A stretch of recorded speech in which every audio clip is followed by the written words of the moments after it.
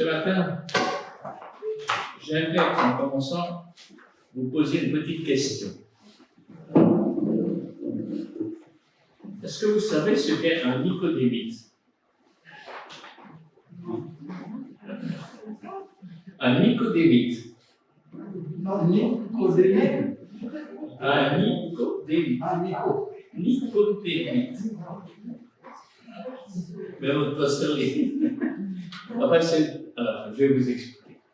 C'est un terme qu'a utilisé Jean Calvin. Au moment de la Réforme, en 1544, et il a écrit un ouvrage qui s'intitule « Excuse à Monsieur les Nicodémites ». En fait, vous savez comment il y avait eu un édit de Fontainebleau qui refusait aux protestants la liberté du culte. Et bien sûr, ça a provoqué des tensions. Et alors, ça ne vous dit toujours rien, Nicodémite. Vous connaissez bien un personnage sur lequel Paul fait allusion. C'est Nicodème. Ben oui. Un Nicodémite, c'est quelqu'un qui a peur. Une personne, je l'ai trouvé dans Wikipédia, une personne soupçonnée d'avoir déformé publiquement sa foi religieuse pour cacher ses vraies croyances. Alors, voyez-vous, moi on fait toujours une lecture de Nicodème un peu en négatif. Il vient la nuit, il n'a pas de parler, enfin. Pourtant, à la fin de l'évangile de Jean, il y a un autre Nicodème qui apparaît. Alors, ce que je propose ce matin, c'est qu'ensemble, nous suivions Nicodème dans ces 3 rencontres. Il a fait 3 rencontres avec Jésus. La première, on la trouve dans Jean 3. On va lire quelques versets. Jean 3, partir du verset 1er. Il y eut un homme d'entre les pharisiens nommé Nicodème, un chef des Juifs, qui vint lui auprès de Jésus de nuit et lui dit: Rabbi, nous savons que tu es docteur venu de Dieu, car personne ne peut faire les miracles que tu fais si Dieu n'est avec lui. Jésus lui répondit: en vérité, je te le dis, si un homme ne naît de nouveau, il ne peut voir le royaume de Dieu. Nicodème lui dit: comment un homme peut-il naître quand il est vieux? Peut-il rentrer dans le sein de sa mère et naître? Et Jésus répondit: en vérité, je te le dis, si un homme ne naît d'eau et d'esprit, il ne peut entrer dans le royaume de Dieu. Ce qui est né de la chair est chair, ce qui est né de l'esprit est esprit. Ne t'étonne pas que je t'ai dit, il faut que vous naissiez de nouveau. Le vent souffle où il veut, et tu entends le bruit, mais tu ne sais d'où il vient ni où il va. Il en est ainsi de tout homme qui est né de l'esprit. On pourrait continuer la lecture chez vous, on va s'arrêter là, parce qu'il y aura d'autres lectures. Voilà donc ce passage. Si je peux aller jusqu'à Jean 3, 16, on va y appliquer tout à l'heure. Mais cette rencontre de Nicodème a lieu avant que Nicodème ne vienne voir Jésus. Il y a eu un événement qui a certainement bouleversé Nicodème. En effet, si vous lisez dans le chapitre 2, vous verrez qu'il y a eu Jésus qui s'est fâché du temple. Et je crois que Nicodème a assisté à cette scène. Et cela a certainement bouleversé la colère de Jésus, manifestée en voyant comment le temple a été devenu une caverne de voleurs. C'est Jésus qui dit, c'est Jean qui dit aux vendeurs, en parlant de Jésus: ôtez cela d'ici, ne faites pas de la maison de mon Père une maison de trafic.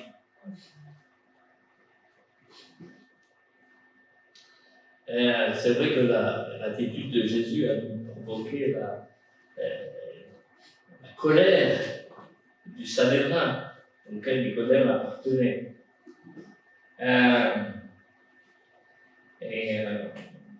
Pourtant, comme je disais en regardant le chapitre 2, il nous est dit que pendant que Jésus était à Jérusalem, à la fête de la Pâque, plusieurs crurent en son nom voyant les miracles qu'il faisait. Mais Jésus ne s'était point à eux parce qu'il les connaissait tous. Alors c'est dans cette ambiance que Nicodème, pharisien, membre du Sanhédrin, homme sincère, et de bonne foi, tout compte fait. Il avait reconnu à ces miracles que Jésus était un prophète venu de Dieu. Mais timide, c'est vrai, il n'osera pas ouvertement avouer ses doutes et il choisira de venir la nuit pour voir Jésus. Et voilà qu'il apprend, c'est Nicodème, une parole qu'il a difficile de comprendre. La nécessité de la nouvelle naissance. La nouvelle naissance pour entrer dans le royaume de Dieu. Actuellement, j'étais content de voir que quelques personnes portent ce born again, naître de nouveau.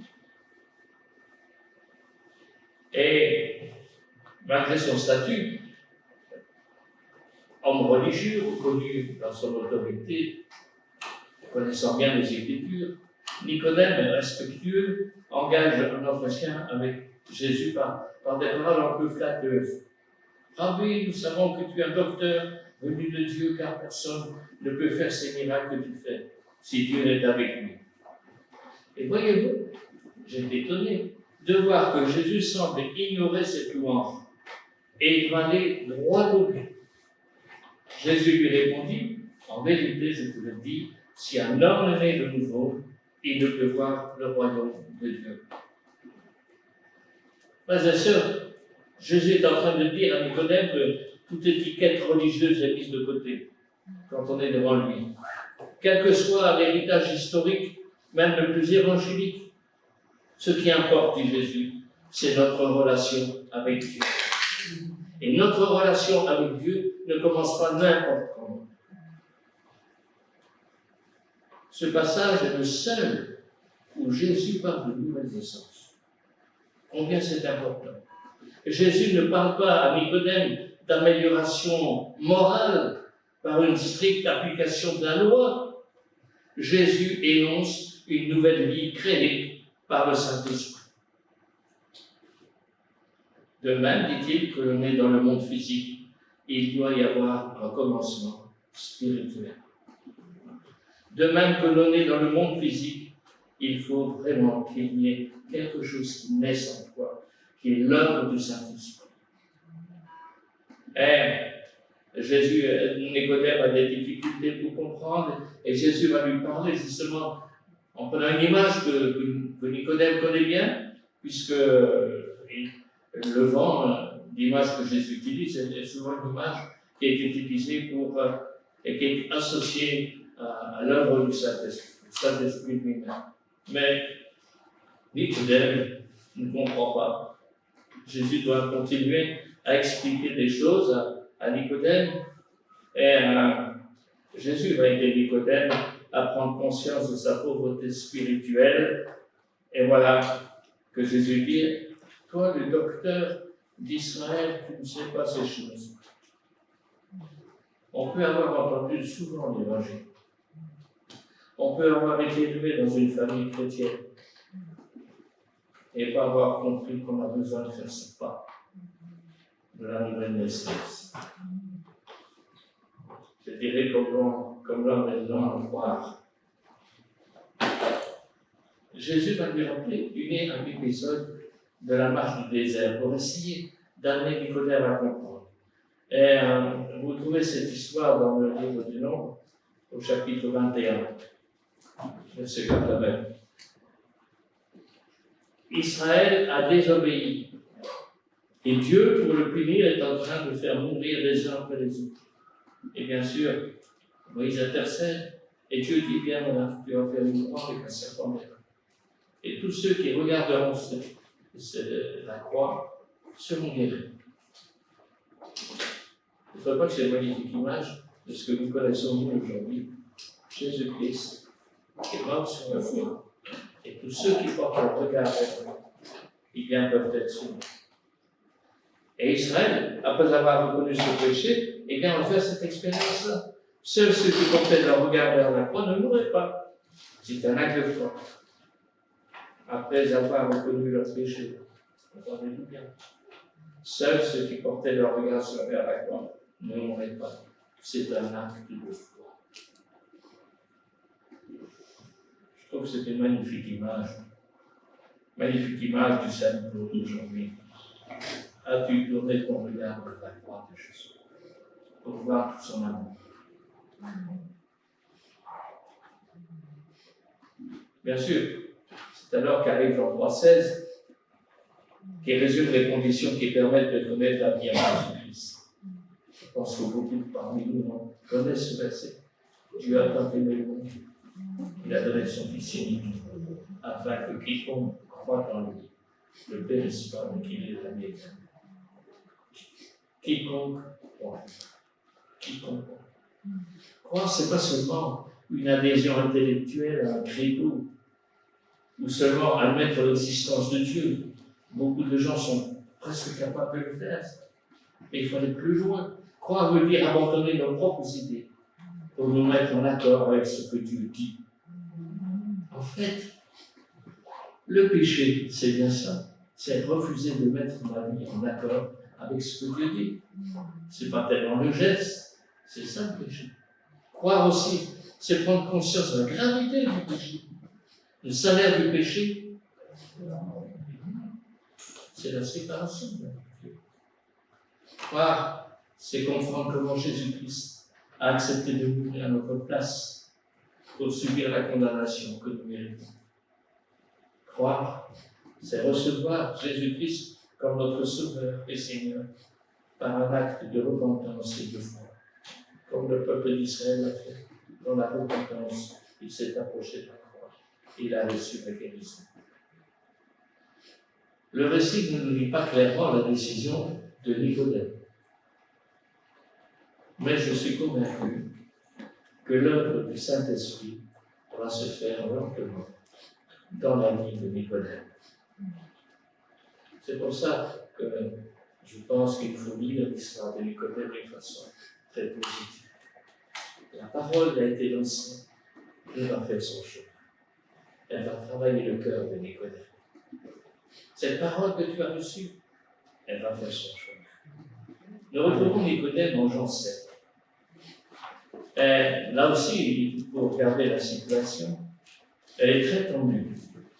En effet, les religieux qui avaient agi avec prudence afin d'éviter tout débordement à cause de la présence de Jésus, car en fait, en occupation, les Romains étaient prêts à toute éventualité, prêts à intervenir d'une façon musclée s'il le faut. Mais voilà que ceux qui avaient été envoyés pour arrêter Jésus reviennent bredouilles. Ils n'ont pas arrêté Jésus. Et ils disent, jamais homme n'a parlé comme cet homme. Or, c'est au moins un prophète, et peut-être plus. Et les évangiles mentionnent souvent que Jésus était un excellent orateur. Et Jésus a sans doute été, je dirais, le plus grand orateur de tous les temps.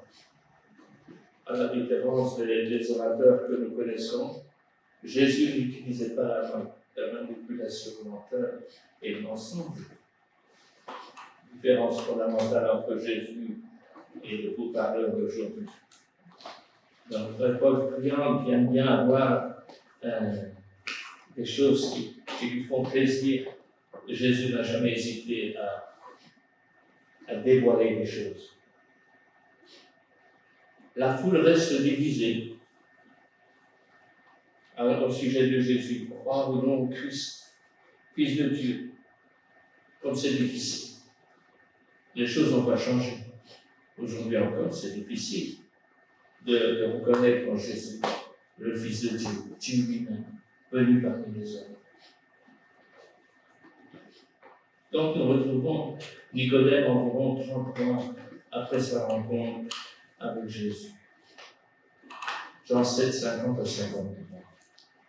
Nicodème, qui était venu de nuit vers Jésus, et qui était là dans le feu, leur dit, notre loi condamne-t-elle l'homme avant qu'on l'entende et qu'on sache ce qu'il a fait? Ils lui répondirent, es-tu aussi galiléen? Examine les miracles de la Galilée, il ne sort pas de prophète. Et chacun, son retour dans sa maison.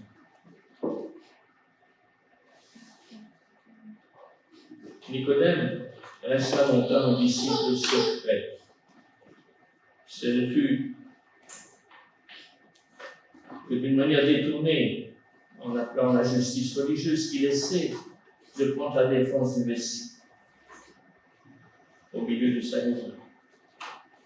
En effet, c'est vrai que la loi mosaïque stipulait que toute personne accusée d'avoir commis un crime pouvait être condamnée en commentaire.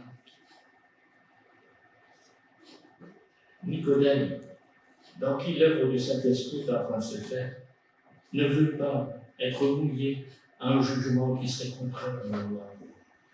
Pour moi, c'est là une phrase. C'est pas de la timidité quand il parle comme ça. Je pense que c'est le Saint-Esprit qui le pousse à rappeler des choses. Et souvent, on dit, ah, il est timide, c'est pas vrai. Il est dans une situation difficile. Et je crois personnellement que Calvin a été un peu injuste vis-à-vis des protestants persécutés. Parce que, excusez-moi, je ne vais pas être gentil avec lui. À mon avis, lui, il n'a pas connu la persécution. Il a pu se sauver, il n'a pas été enfermé, il n'a pas connu les galères. Oui. Alors, attention. Il ne faut pas trop vite accuser celui qui essaie de vivre sa foi comme il peut. Et on ne peut pas oublier nos frères et sœurs qui, avant, au contraire de nous, souffrent. Quand vous regardez les droits couverts, il n'y a aucun pays dans le monde presque où les chrétiens ne sont mis à l'épreuve. On se rappelle bien que ce n'est pas toujours facile d'exprimer sa foi. Eh bien, la multitude qui entourait Jésus au début finit par perdre ses convictions, c'est vrai. Et Nicodème, pour qui le Seigneur n'avait pas été complètement vain, pour qui les paroles du Seigneur n'avaient pas été complètement vaines, a essayé de faire ressortir la justice, comme poussé par le Saint-Esprit. Et je crois que c'est injuste de dire que Nicodème était un grand timide. Quelqu'un a écrit, en parlant de cette situation, la sagesse divine choisit souvent des éléments que les hommes dédaignent. La folie humaine, à l'inverse, méprise communément ceux que Dieu a choisis. J'aime à penser que le Seigneur pousse spirituellement ses disciples. Même ceux qui sont faibles et timides, il les utilise, même s'ils ne le comprennent pas. Remarquez que dès qu'on essaie de marcher dans la foi, on évite face à de ceux qui cherchent à déstabiliser cette foi. Nicodème ne se rendait peut-être pas bien compte de ses sentiments, il pensait avoir simplement cherché la justice. Mais en fait, il y a vendu plus de foi qu'il n'en doutait, qu'il ne s'en doutait. C'est pourquoi ses collègues ne se trompent pas. Aurais-tu un penchant pour la doctrine de cet homme? Serais-tu de ceux qui parlent de ces choses-là? Oui, Nicodème témoigne à sa façon, sans le savoir. Mais parce que l'œuvre du Saint-Esprit se permet. C'est pas facile de témoigner, j'en conviens avec vous. Témoigner de notre foi, appeler les hommes à la repentance, c'est pas facile dans un monde sécularisé, ayant mis dehors l'existence de Dieu. Plus je rencontre les gens, plus je me dis, mais Dieu, il n'existe plus pour eux, il était mis dehors. Mais voyez-vous, même nos peurs, même nos silences, même notre timidité, le Seigneur peut les utiliser. Et lorsque nous ne savons plus que dire, cette parole me revenait à l'esprit en écrivant ces choses. Une parole de 2 Timothée, chapitre 1, verset 7. Ce n'est pas un esprit de timidité que Dieu nous a donné, mais un esprit de force, d'amour, de sagesse. Ni donc pas honte de témoignage à rendre à notre Seigneur, ni de ressort prisonnier, mais souffre pour suivre avec moi l'évangile. Et la troisième rencontre, bien, c'est vrai que les événements maintenant se précipitent. Vous avez peut-être entendu tout à l'heure parler de la Pâque juive qui se prépare. Et donc cette troisième rencontre, nous la trouvons dans Jean 19. Je vais lire avec vous, à partir du verset 39 jusqu'au verset 42. Après cela, Joseph d'Arimathée, qui était disciple de Jésus, mais en secret par crainte des Juifs, demanda à Pilate la permission de prendre le corps de Jésus. Et Pilate lui permit. Il lui donc et prit le corps de Jésus. Nicodème, qui auparavant était allé de nuit vers Jésus, a aussi apporté un mélange d'environ 100 livres de myrrhe et d'aloès. Il prit donc le corps de Jésus, l'enveloppèrent de bandes avec des aromates, comme c'est la coutume dans ce pays chez les Juifs. Alors, il y avait un jardin dans le lieu où Jésus avait été crucifié, et dans le jardin un sépulcre neuf, où personne encore n'avait été mis. Ce fut là qu'ils déposèrent Jésus, à cause de la préparation des Juifs, parce que le sépulcre était proche. Ici, dans cette histoire, il y a deux disciples. Deux disciples qui jusque-là ont gardé leur foi secrète. Et pourtant, ils vont maintenant la manifester clairement. Du vivant de Jésus, Joseph d'Arimathée, homme riche, et Nicodème, homme religieux, craignaient de prendre des risques en affichant leurs convictions. C'est en secret que l'un d'eux était disciple de Jésus. Et c'est de lui que l'autre est venu interroger. Mais qu'est-ce qui les motivait pour oser s'occuper du corps d'un supplicié? Faire des démarches auprès du gouverneur romain, prendre le risque de se faire mettre au banc de la caste dirigeante. Oui, qu'est-ce qui motivait? Sinon l'amour pour ce Jésus qu'ils avaient reconnu, fils de Dieu. Par amour pour Jésus, ces deux Israélites pieux renoncent à participer aux cérémonies de la Pâque, puisqu'ils ont touché un mort. C'est un engagement. Tous mes privilèges, je les laisse de côté, parce que j'aime Jésus.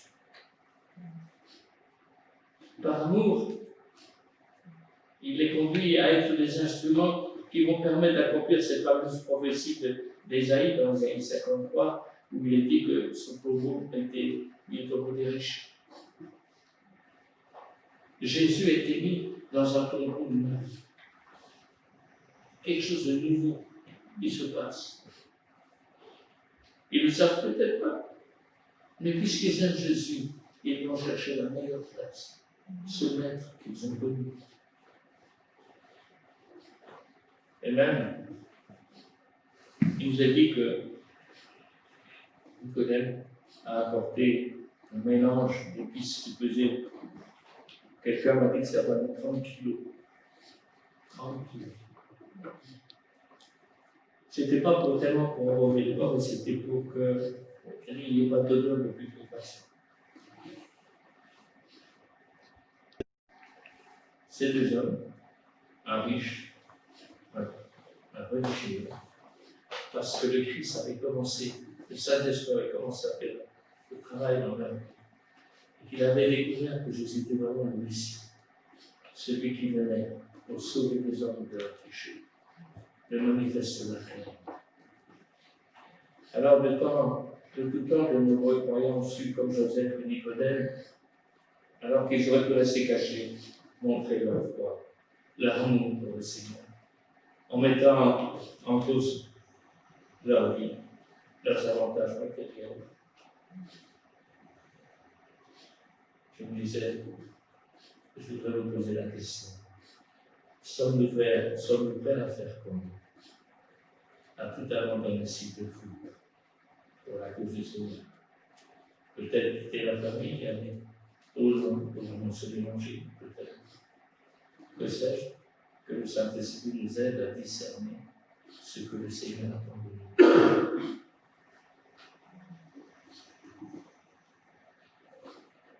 Il Il fallait bien que je conclue, mais je ne suis pas beaucoup l'habitude de le faire, mais je voudrais le faire ce matin avec vous. Je vais vous poser 3 questions et je vous invite à réfléchir. J'aimerais dire, quel Nicodème es-tu ce matin?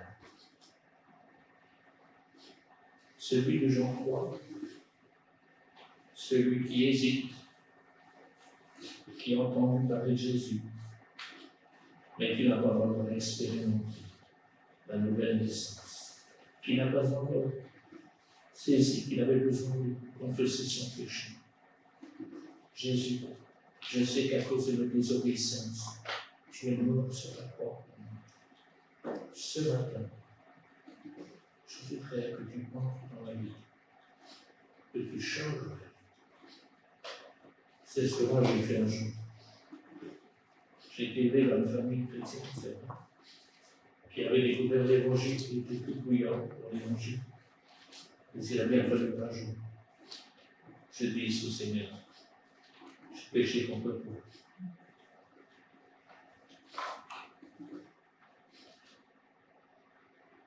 Es-tu le Nicodème de Jean 7 qui a progressé dans la foi, qui a des difficultés à défendre sa foi à cause des circonstances? Mais sache que Dieu t'aime. Ne reste pas enfermé dans tes peurs. C'est lui qui te conduira. C'est un esprit de force, de puissance, qui nous donne pour rendre le témoignage de notre foi et amener ceux et celles que nous croyons à connaître Jésus-Christ comme leur Sauveur. Quel Nicodème es-tu? Celui de Jean 19, qui expose sa foi au risque de perdre des amis, au risque d'être moqué, mais parce que tu aimes Jésus et tu ne voudrais pas qu'il ne soit plus proclamé. Seigneur nous a dit, allez, faites des nations des disciples. Alors, nous voulons nous aussi nous lever. Quelle réponse as-tu donnée? Seigneur, je sais que tu es avec moi, que tu me demandes de parler de toi, de proclamer que tu es vivant. Alors je veux le faire. J'en laisser quelques moments de silence et laisser le Saint-Esprit nous montrer, nous éclairer dans nos instants.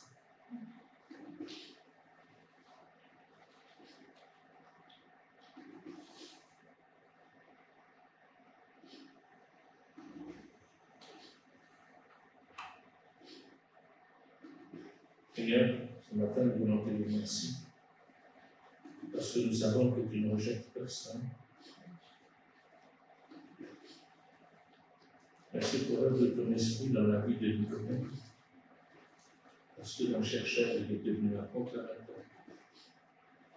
En cherchant la vérité, il t'a rencontré, toi, Jésus, la vérité. Il a entendu la nécessité de confesser son péché et de recevoir le pardon. Il a voulu être le témoin de la justice parce que ton Saint-Esprit a œuvré dans son cœur. Même s'il était pris entre l'enclume et le marteau, il a osé quand même une parole. Donne-nous, Seigneur. Donne à chacun de nous, tous comme il faudrait. Merci Seigneur, parce que c'est toi qui nous relèves de ta force pour aller dire au monde que tu es vivant. Amen. Amen.